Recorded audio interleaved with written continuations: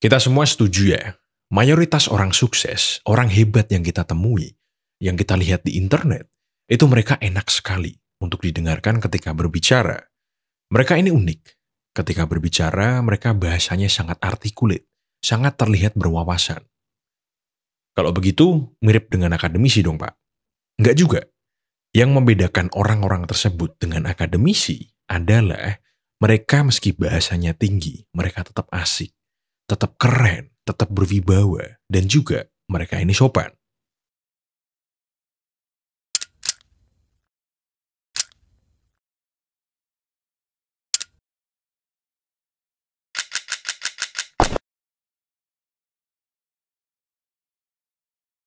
Oke, kita bahas dulu tentang sopan ya.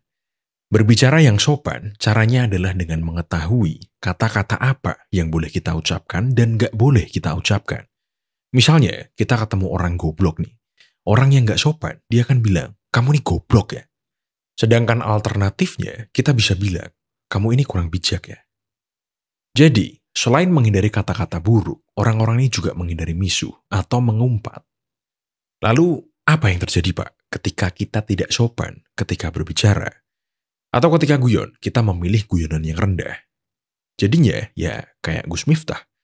Dia ini, kalau kita dengarkan ya, sebetulnya dia ini cukup berwawasan. Tapi, dia ini nggak punya tim PR yang bagus.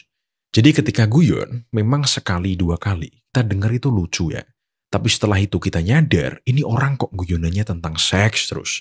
Dia juga perilakunya jelek, merendahkan orang lain, alias nggak sopan. Akhirnya, karena dia terus-terusan seperti itu, orang-orang mulai kehilangan respek sama dia. Dan hasilnya, ya udah, popularitasnya mentok sampai di situ aja. Mungkin kalau boleh saya ngasih pendapat ya, influencer yang cukup rawan sekarang itu Dr. Tirta sama Timothy. Kita semua tahu mereka berdua ini orang pinter, apalagi Dr. Tirta. Dokter dia, jelas dijamin pinternya. Tapi akhir-akhir ini, konten beliau itu sering lewat di saya. Dan semakin kesini, dia semakin kasar cara penyampaiannya. Entah saya juga nggak tahu itu strateginya untuk cepat naik, atau emang pasar yang dia incer itu yang menikmati penyampaian seperti itu. Tapi saya bisa bilang, nggak lama lagi dia akan blunder. Untuk Timothy, dia udah berkali-kali ya blunder. Tapi menurut saya dia punya tim PR yang bagus. Jadinya dia bisa memitigasi dampak dari blundernya. Oke, kita lanjut. Kita kembali ya. Kunci pertama adalah dengan mengetahui kata apa yang boleh kita ucapkan dan nggak boleh kita ucapkan. Tipsnya gimana Pak? Tipsnya adalah dengan nyontek. Kalian cari satu orang sukses atau influencer lah, yang dia ini menurut kalian keren banget ketika berbicara. Lalu kalian dengarkan ketika dia berbicara dan catat kata-kata keren yang terucap dari mulutnya. Lalu sambil kalian bayangkan situasi di mana kalian bisa menggunakan kata-kata itu. Kalau saya sendiri ya, saya ini nyontek dari dosen-dosen saya dulu waktu masih kuliah. Ada dosen A, dia ini asik banget, parah. Dosen paling asik yang pernah saya temui. Saya bisa nyontek beberapa kalimat dan cara bicaranya dari dia. Tapi saya menyadari juga, saya ini bukan orang yang bawaannya memang asik. Jadinya susah kalau saya cuma nyontek beliau aja. Lalu saya coba nyontek dosen lainnya, yang ketika ngomong itu kayak filsuf. Saya juga nyontek salah satu komandannya bapak saya dulu, seorang jenderal.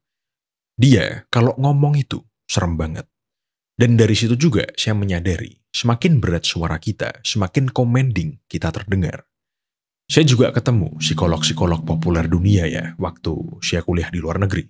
Dan saya contek juga, jadi ketika saya menyampaikan suatu hal yang emosional, atau melakukan pendekatan yang hangat, itu efektivitasnya kerasa berkali-kali lipat daripada orang lain yang mengatakan.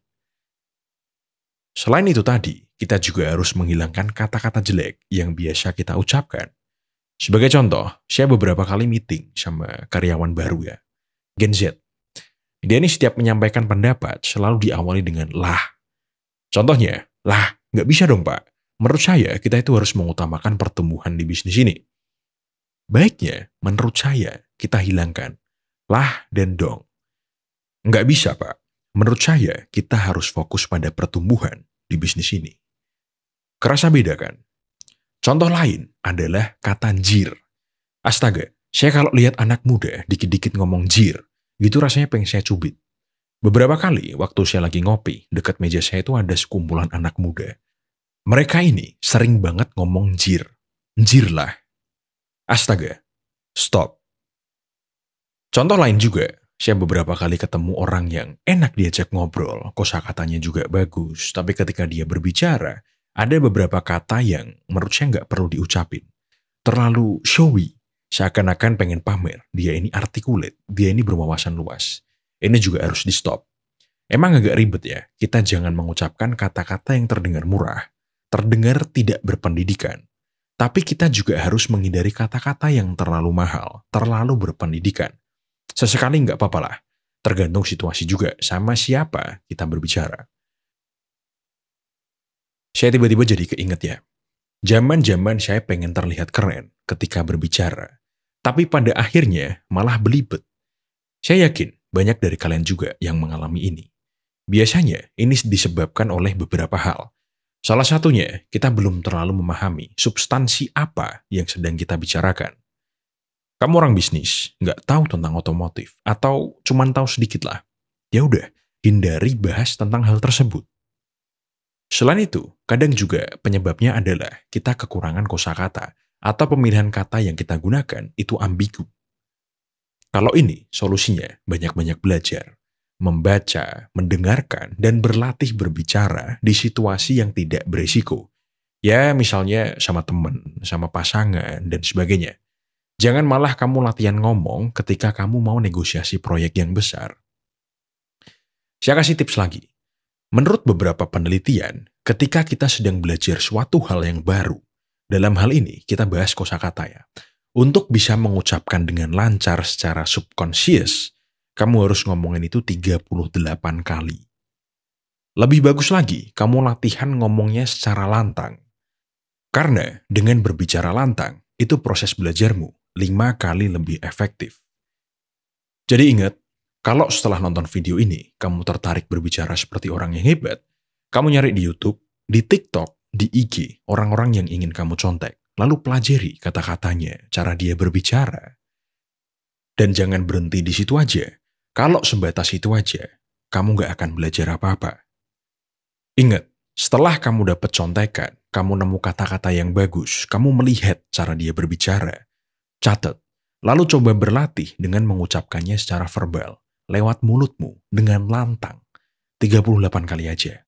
Pasti nggak nyampe sebulan, kalian udah bisa jadi pembicara yang baik. Oke, sekian dari kuliah kita hari ini. Jangan lupa like, share, dan subscribe.